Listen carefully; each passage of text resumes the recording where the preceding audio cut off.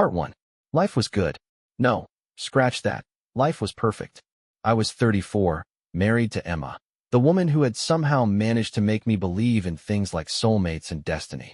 We'd built our life together from the ground up, both of us hustling through our 20s, grinding through long hours and late nights to make something of ourselves. And we did it. Together. Emma had this natural glow about her, like she could walk into a room and make it warmer just by existing. Not the type who craved attention, but she got it all the same.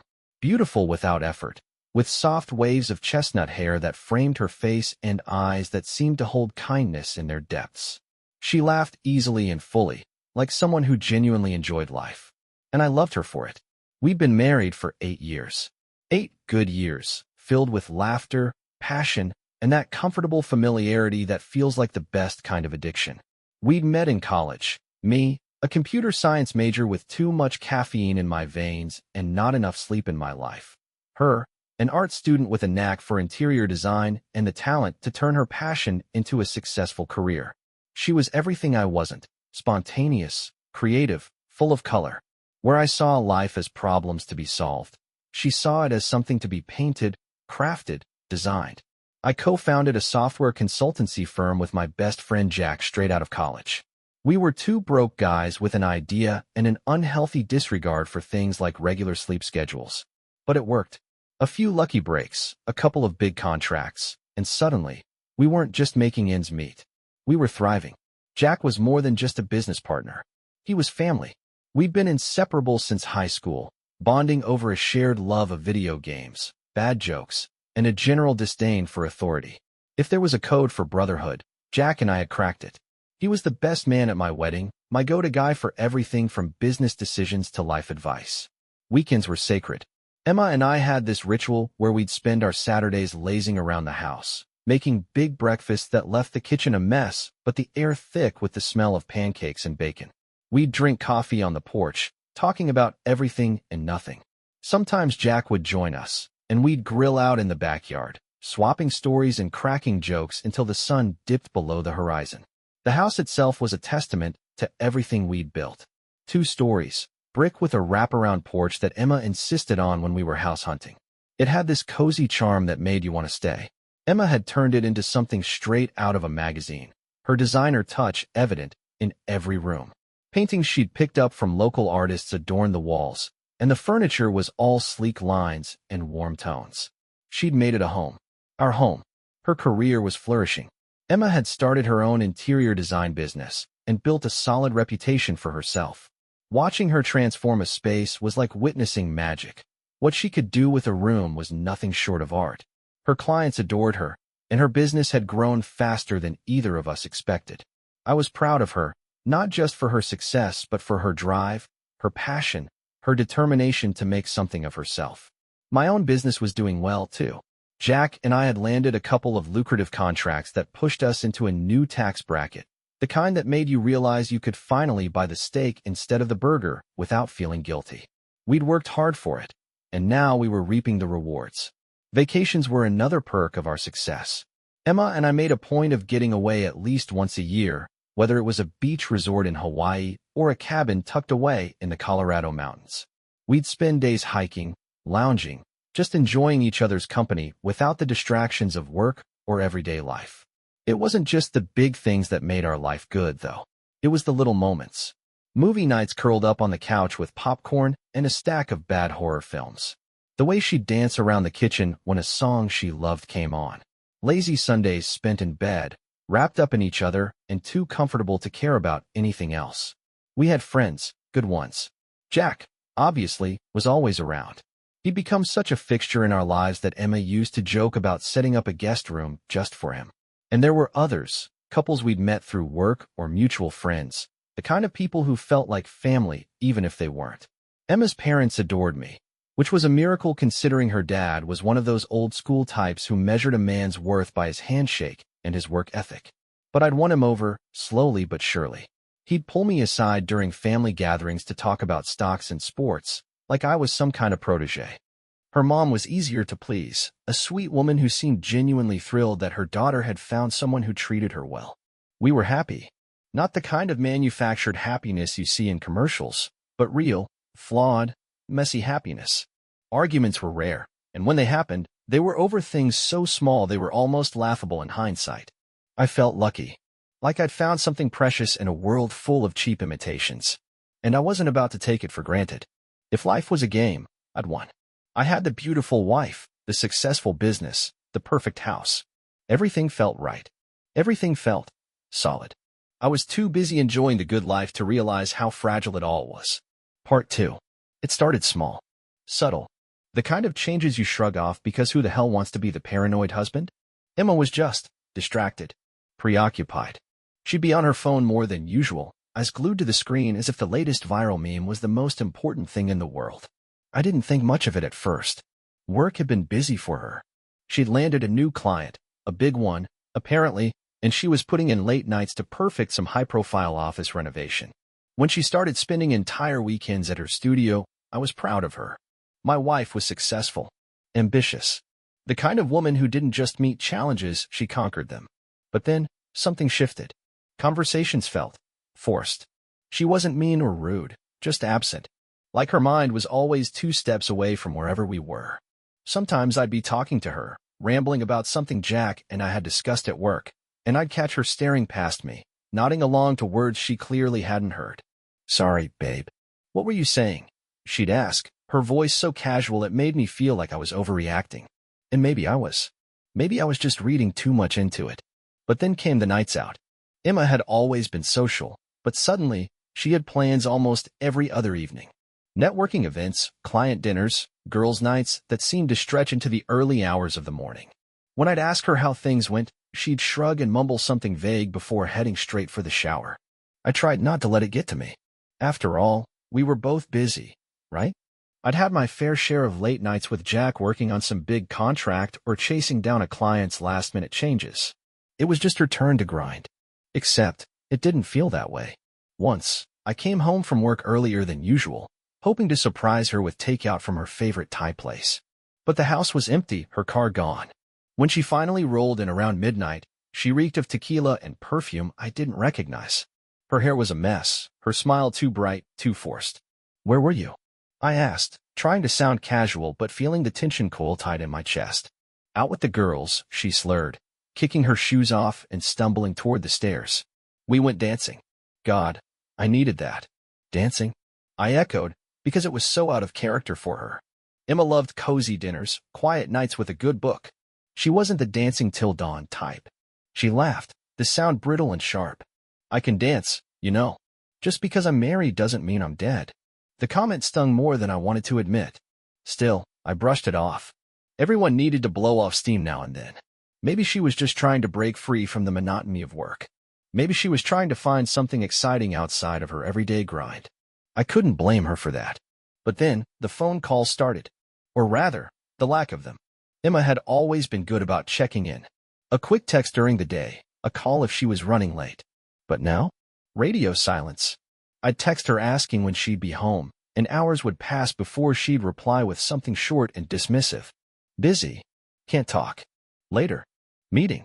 It felt like she was slipping away from me, piece by piece. And I didn't know how to grab hold of her before she drifted too far. Jack noticed it, too. One afternoon at the office, he leaned back in his chair and gave me a look that was equal parts pity and curiosity. "Everything good at home, man?" he asked, his voice careful, like he didn't want to pry but couldn't help himself. "Yeah. Why?" He shrugged, spinning a pin between his fingers. "You just seem—" I don't know. On edge. Emma's been acting weird or something. I opened my mouth to deny it, but the words wouldn't come. Instead, I settled for a half-hearted, "She's just busy. Lot of projects going on." Jack didn't buy it. Not for a second. But he let it drop, which I appreciated. The paranoia kept creeping in, though. Late nights. Missed calls. The way she'd lock her phone whenever I walked into the room, her fingers moving a little too quickly to be casual. I tried to ignore it, but that suspicion was a stubborn thing. Once it takes root, it doesn't just go away. It festers, growing stronger with every unanswered question, every awkward silence. One night, Emma was out again, something about meeting a client for drinks. I was alone in the living room, beer in hand, some mindless show playing on the TV. Jack texted me about work, and as I scrolled through my messages, I noticed something. Emma's phone was sitting on the coffee table, unlocked. That never happened. She was meticulous about keeping it locked, guarded like it held state secrets.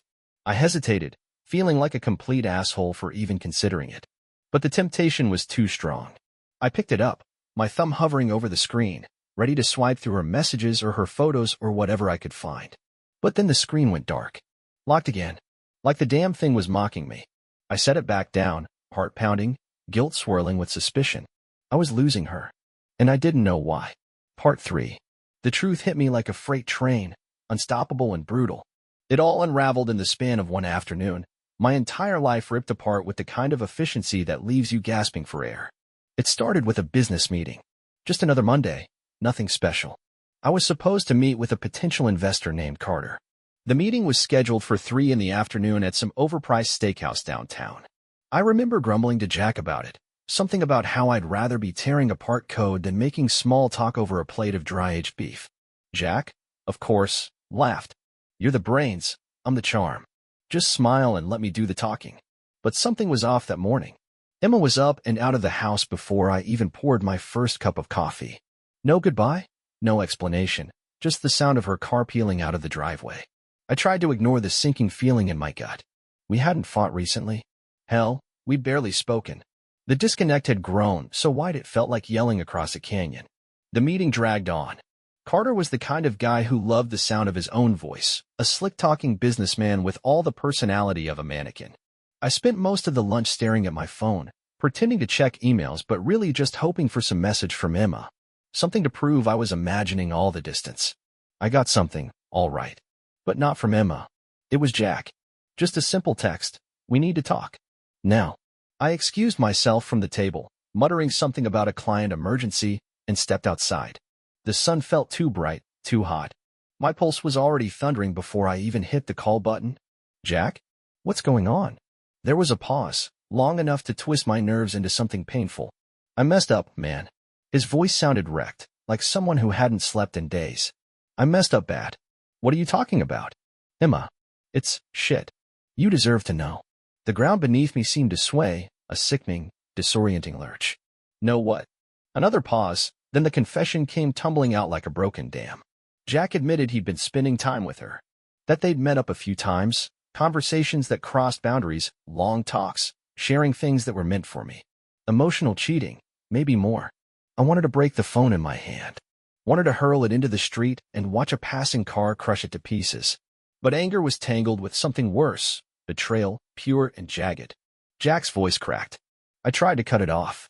I told her it was a mistake, that I cared too much about you. But she kept reaching out. And I was weak. I know it's no excuse, but I can't live with myself knowing I did that to you. I couldn't respond. Words felt useless, ridiculous even. There's something else, Jack continued. She's trying to screw you over, Matt. She's filing for divorce. The world went silent. She's what? I just found out today. Emma's been talking to some hotshot divorce lawyer. She's planning to take everything. The house, your savings, all of it. It felt like being doused in ice water. Why are you telling me this? Because I owe you that much. Because I'm a piece of shit, but I'm not going to let her destroy you. And because, he trailed off, his voice shaking. Because I found something you need to see. He sent me the video right after we hung up. My hands trembled as I hit play. The footage was from a party Jack had attended with Emma, a casual get-together I hadn't even known about. Someone had been recording for fun, filming guests laughing, chatting, having a good time. But then the camera panned across Jack and Emma, their conversation just a little too close, their smiles just a little too familiar. It was innocent enough at first. But then someone off-screen made a joke, something about them looking cozy. Emma's laugh was too loud, her hand lingering on Jack's arm longer than necessary. And then they left the frame together, heading toward the back of the house. The rest of the video was silent, just scenes from the party. But it was enough. Enough to confirm the worst. I wanted to throw up. But the rage kept me steady, kept me upright when everything else was falling apart. The betrayal was bad enough. But the divorce? The attempt to gut me of everything I'd worked for? That was war. I called Jack back, my voice steadier than I expected. Send me everything you have. Messages, photos, all of it. Already done. Check your email. He had come clean, admitted his betrayal and handed me the ammunition I needed to survive. Maybe that was his twisted way of making amends. I didn't care. I just wanted to crush her plans before she had the chance to ruin me. The divorce papers arrived the next day, filed while I was sitting in that goddamn restaurant listening to Carter drone on about market shares. Emma had moved fast, clearly planning this for weeks. And all she had as evidence were a few photos of me with some female clients, harmless dinners that looked worse out of context. But thanks to Jack, I now had something far more damning. I presented the video evidence to my lawyer. It didn't take much convincing to rip her case apart. The moment Emma realized what I had, her bravado crumbled. She hadn't expected me to fight back, to have proof that turned her whole plan into a joke. It was over. Jack and I didn't speak for weeks after that. But eventually, he showed up at my door. Beaten down, remorseful, the guilt practically oozing off him. I messed up, he repeated, like it was a mantra. Yeah, you did. I stared at him, wondering if I'd ever trust anyone again. But then I remembered how he had come clean. How he'd given me the only weapon that could save me from total ruin. We can be friends again, I said slowly. But things are never going to be the same. He nodded, accepting it. Maybe even relieved. Somehow, the betrayal had forged something new between us. A friendship born out of ashes. Part 4. The Revenge Plan. They say revenge is a dish best served cold. I wasn't aiming for cold. I wanted precision. To dismantle her plans piece by piece and leave her with nothing but regret. Emma thought she held all the cards. She filed for divorce with the confidence of someone who believed her scheme was flawless. She expected me to crumble, to cave under the pressure of her fabricated allegations. But thanks to Jack's sudden bout of guilt and the evidence he handed over, I had something better than anger. I had control. The first thing I did was call Greg Marshall, our company's lawyer. He was the kind of guy who could rip your throat out in court with a smile on his face. Exactly who I needed. She's coming for everything, I told him, sliding the evidence Jack had given me across his desk. The house, my savings, the whole 9 yards. Greg scanned the documents, his eyes gleaming with a predatory satisfaction. She thinks she's playing chess, but you've got her in checkmate. His plan was brutal. We'd file a counterclaim loaded with enough evidence to obliterate her credibility. The video Jack had provided showed her getting a little too close with him at a party, laughter and familiarity crossing boundaries she couldn't deny. It was proof of their connection, even if Jack insisted it hadn't gone further. Greg's investigators worked fast, digging up financial records, messages, and emails. Turns out Emma had been plotting this for months, diverting money from our accounts, building a case out of manipulated photos of me at work events. She had twisted harmless business dinners into some twisted narrative of neglect and infidelity. But her plan was built on sand, and Greg wasted no time tearing it down. We filed the counterclaim within 24 hours. The documentation was precise, devastating. Emma's lawyer received it the following morning, and by noon, my phone was blowing up. Messages from Emma. From her lawyer. Pleased to talk, to sort things out before things went too far. But I didn't respond. Greg told me to let them sweat. So I did. Jack kept feeding me information, like a man desperately trying to undo the damage he'd done. He gave me messages Emma had sent him, detailing her plans to drain our accounts and spin the narrative in her favor. There were emails about her attempts to smear my name, to convince her friends and family I was the villain in her carefully constructed tragedy. Jack even dug up financial records Emma had shared with him. Spreadsheets and bank statements where she'd tried to shuffle funds around without me noticing. She was so certain she'd win, she hadn't even covered her tracks. It was almost too easy. The day of the court hearing, I walked into that room feeling lighter than I had in months. Emma looked rattled, her lawyer frantic as he flipped through the pile of evidence Greg had submitted. The smugness she'd worn so confidently had crumbled to dust. Greg laid everything out methodically, his words sharp and clear. He painted the picture of her deceit with a precision that left no room for doubt. Her lawyer tried to argue, to salvage what little ground he had left, but Greg shot down every attempt. Every fabricated accusation she had thrown my way was met with undeniable proof of her dishonesty. When the judge finally adjourned, Emma looked like she'd been gutted. Her plan had failed spectacularly. The house? Mine. The savings? Untouched. And her reputation? Torn apart by her own actions. Jack showed up at my doorstep the night after the hearing, looking like he hadn't slept in days. I know it doesn't change anything, but I had to help. I had to fix what I could. I looked at him, the man who had betrayed me but also saved me from losing everything. You did. But don't think I've forgiven you. Not yet. I understand, Jack said, his voice rough. But I'm here if you need me. To rebuild whatever's left. Maybe. We shook hands, the gesture feeling more like a truce than a reconciliation. The friendship we once had was gone, replaced by something scarred and uncertain. But it was something. Emma's plan had collapsed. And while the victory felt hollow, it was still a victory. The revenge plan had only just begun. Part 5. I wish I could say the victory felt sweet, but it didn't. Not at first. Winning the court battle left me with the house, the savings, and my reputation intact. But the damage Emma had tried to inflict wasn't just about money or property. It was about tearing me apart from the inside, breaking me down until I was nothing but a shell of the man she once pretended to love. Well, she failed. Miserably. I spent the first few weeks afterward like a man digging himself out of rubble. There were nights I'd sit in the empty house, the silence heavy and accusing, wondering how the hell I'd let everything get so far out of control. Wondering if somehow I deserved all of it. But guilt was a luxury I couldn't afford. Not anymore. Emma had tried to destroy me, and if I let the bitterness consume me, she'd still win. So, I made a choice. To rebuild. To take back everything she'd tried to steal from me, and more. Step 1 was cutting out the rot. Emma's name was erased from every account, every document, every reminder of the life we once shared. The house became mine alone, stripped of her influence, her taste, her presence. Every photo of us was burned. Every trace of her existence was eradicated with brutal precision. Step 2 was rebuilding my career. Jack and I had a tense conversation about whether we could continue working together. He betrayed me, but he'd also been the one to help me bring Emma down. In the end, pragmatism won out. I needed his skills, and he needed redemption. So, we struck a deal. Jack would continue working for the company, but with one crucial difference: I was the boss. All decisions went through me. Any mistake, any breach of loyalty, and he'd be gone. And he knew it. Jack agreed, his voice stripped of its usual bravado. Maybe he thought this arrangement would be his path to forgiveness. I didn't care. Forgiveness was off the table. What I needed from him was competence, not friendship. And he delivered. Under my leadership, our company thrived.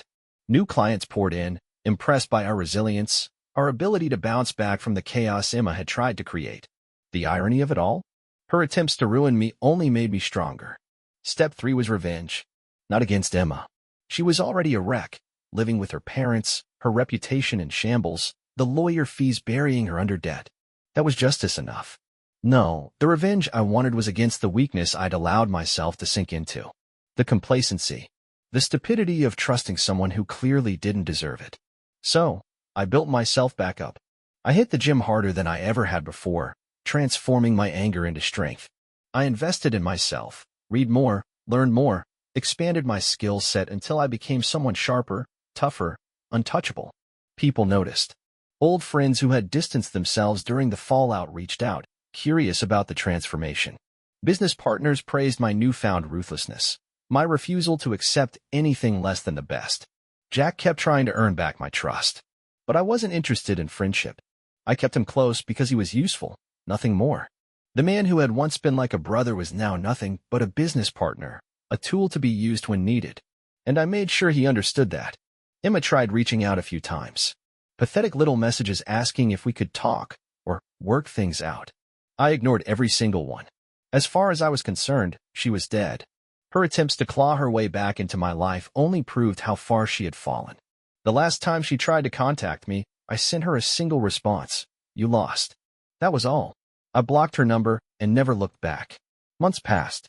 I rebuilt myself from the ground up, stronger than I'd ever been. The company flourished, my reputation soared, and I surrounded myself with people who actually mattered. People who had proven their loyalty instead of just pretending. Revenge wasn't just about hurting her. It was about proving to myself that I could survive, thrive, and grow beyond the wreckage she tried to leave me in. And I did. I didn't just move on. I rose above. Looking back, I almost feel grateful. Emma's betrayal had been a wake-up call, a harsh reminder of how quickly life can turn on you. But instead of letting it destroy me, I let it sharpen me. Now, I'm untouchable. The man I was before all of this? He's gone, buried alongside the ruins of the life she tried to steal. What's left is someone harder, smarter, and absolutely relentless. The comeback wasn't just about rebuilding. It was about surpassing everything she tried to take away. And I succeeded. She failed. I won. The end.